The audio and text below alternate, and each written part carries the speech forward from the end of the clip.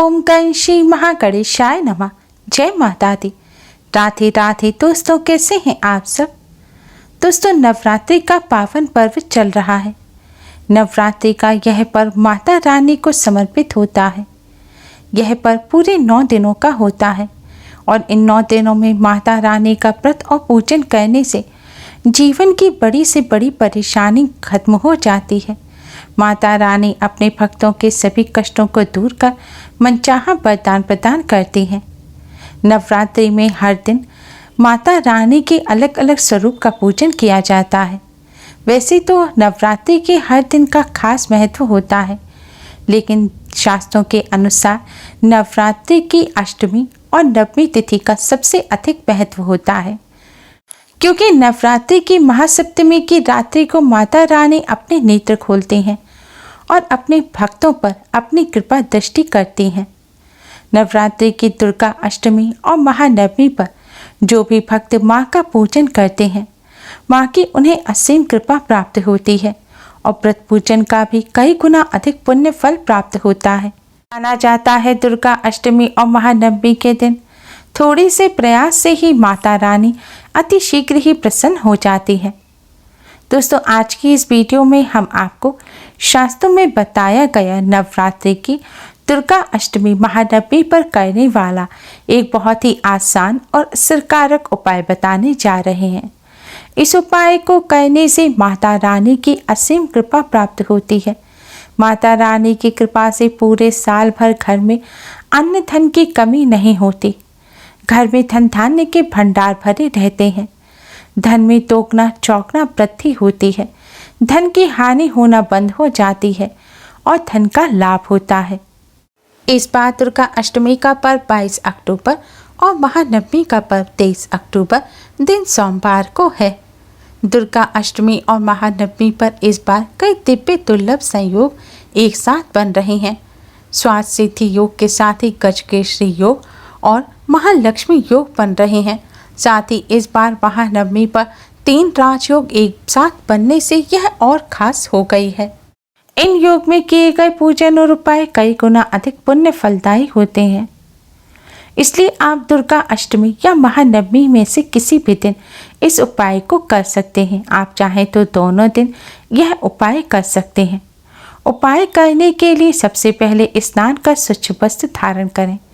आपको लाल, पीले, हरे या फिर किसी शुभ रंग के वस्त्र पहनकर ही यह उपाय करना है।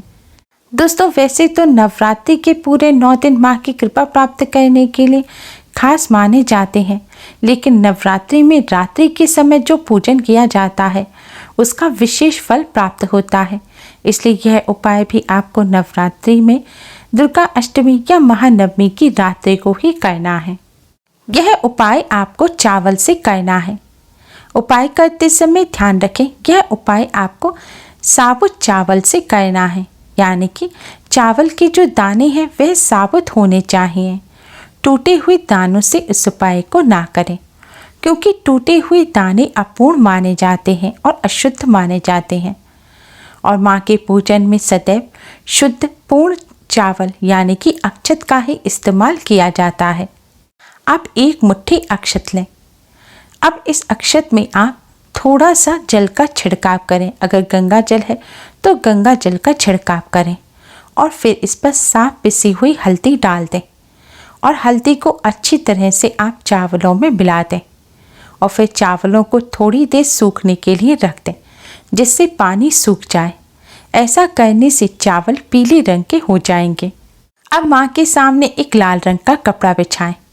इस कपड़े के ऊपर आप यह चावल रख दें। आपको लगभग आधा मुट्ठी 1 मुट्ठी चावल लेना है। चावल का ढेर रखने के पश्चात दोस्तों, अब आप एक सिक्का लें। आप 1 रुपये का, 5 रुपये का, 10 रुपये का, जैसे भी आपके पास सिक्का हो आप वह ले सकते हैं। अगर चांदी का सिक्का हो तो आप वह भी ले सकते हैं। सिक्के को अच्छी तरह से साबुन से धोकर साफ कर लें और गंगा जल से इसे शुद्ध कर लें। गंगा जल ना हो तो शुद्ध जल से शुद्ध करें। अब इस सिक्के को अच्छी तरह से पोंछ दें और फिर इस सिक्के को आप चावल की इस ढेरी के अंदर रख दें। सिक्के को आपको ऐसा रखना है कि चावलों में से सिक्का दिखाई ना दे। अब दोस्तों आप एक दीपक बनाएं। आप मिट्टी का, पीतल का कैसा भी दिया ले सकते हैं, या संध्या काल पूजन के समय आप माँ के सामने जो दीपक जला रहे हैं आप वह दीपक भी ले सकते हैं। अब इस दीपक को आपको चावल की इस ढेरी के ऊपर रखना है। अब आप माँ को हल्दी कुमकुम से तिलक करें और किसी फल मिष्ठान का भोग लगाएं। फल मिष्ठान ना हो तो शक्कर, मिश्री या बताशे का भोग लगाएं। अब आप नवदुर्गा माँ को प्रणाम करें। फिर आप माँ के इस मंत्र का 11 बार जाप करें। मंत्र है ओम ऐं ह्रीं क्लीं चामुंडाय विच्चे। मंत्र है ओम ऐं ह्रीं क्लीं चामुंडाय विच्चे। मंत्र का 11 बार जाप करने के पश्चात दोस्तों अब आप माँ लक्ष्मी के इस मंत्र का 108 बार जाप करें। मंत्र है ओम महालक्ष्मी नमः। मंत्र है ओम महालक्ष्मी नमः। आपको इस मंत्र का 108 बार जाप करना है। अगर आपके पास कमल गट्टे की माला हो तो माँ लक्ष्मी के इस मंत्र का आप जाप कमल गट्टे की माला पर करें। ऐसा करने से माँ लक्ष्मी अति शीघ्र ही प्रसन्न हो जाती हैं। अगर कमल गट्टे की माला ना हो तो किसी भी अन्य माला पर या उंगलियों पर गिनकर भी आप मंत्र का जाप कर सकते हैं। मंत्र का जाप करने के पश्चात अब आप माता रानी को प्रणाम करें। जाने अनजाने में की गई सभी गलतियों की क्षमा मांगें। फिर आप अपने मस्तक पर भी हल्दी कुमकुम से तिलक करें और माँ को आपने जो भोग लगाया है उसे प्रसाद के रूप में ग्रहण करें। अगर आपने अन्न के किसी मिष्ठान का भोग लगाया है जैसे कि लड्डू, सोन पापड़ी इत्यादि और आपका व्रत है तो आप फिर इस प्रसाद को आज ग्रहण ना करें। दोस्तों चावलों के ढेर को और दीपक को आपको रात भर ऐसे ही रहने देना है। अगले दिन स्नान आदि करने के पश्चात आप चावलों के ढेर में से इस सिक्के को और चावल के 21 दानों को निकालकर अलग रखें और बचे हुए जितने भी चावल हैं इन्हें आप पक्षियों को डाल दें। और यह जो सिक्का है और 21 चावल के दाने हैं इन्हें आप इसी लाल रंग के कपड़े में बांध लें और अपने धन रखने के स्थान पर अपनी तिजोरी में या अपने ज्वेलरी के साथ रख दें। दोस्तों इस तरह माँ का पूजन करने और इस उपाय को करने से माता रानी की कृपा से घर में अन्न धन की कमी नहीं होगी, धन में वृद्धि होती है, धन की हानि होना बंद हो जाती है।